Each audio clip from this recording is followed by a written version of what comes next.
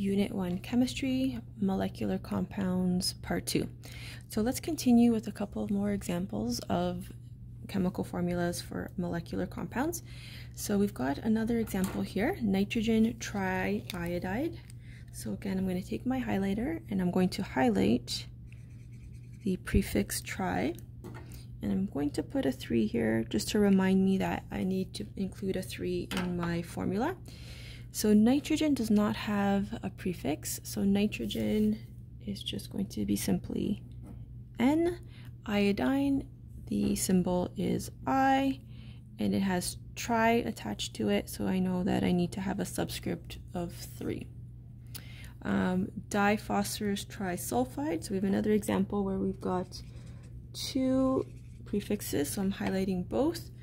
Di means 2, tri means 3. So I start with my first element. So my first element is phosphorus. So the symbol for phosphorus is P.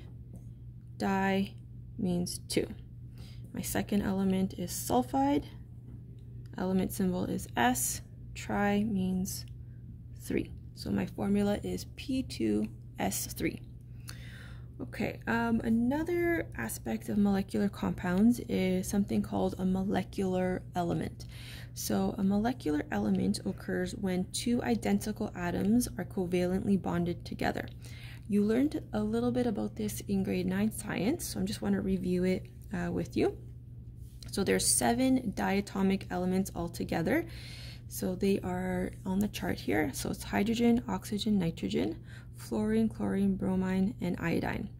So in order to help you remember these 7, you can remember this phrase, I bring clay for our new home, where I is for iodine, bring represents bromine, clay represents chlorine, for represents fluorine, our represents oxygen, new represents nitrogen, and hydrogen is represented by the final word of home.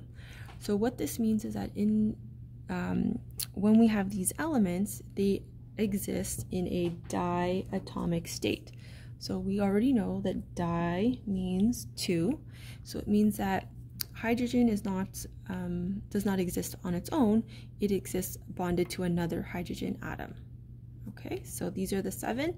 So when you see hydrogen in reaction form, you'll see it written like this: H2, O2, N2, F2, Cl2, Br2, and I2. So they are called molecular elements because they are covalently bonded together, but we can't call them a compound because by definition a compound has to have 2 or more different elements. So your textbook might refer to them as diatomic molecules or molecular elements. So again, it's only these 7 that it refers to. Okay, so that concludes our lesson on molecular compounds. So on your sheet, you don't have these. So I'll take a picture of this and I will post it. It's on the Monday's post.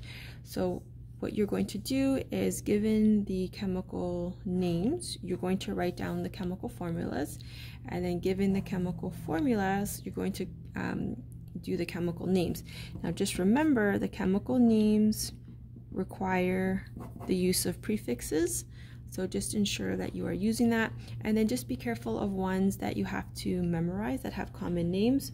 So for example, NH3 has a common name, O3 has a common name, H2O2 has a common name, that one has a common name as well. Common name, and I think that's it. Okay, so you can try those and I will post the answers later on today.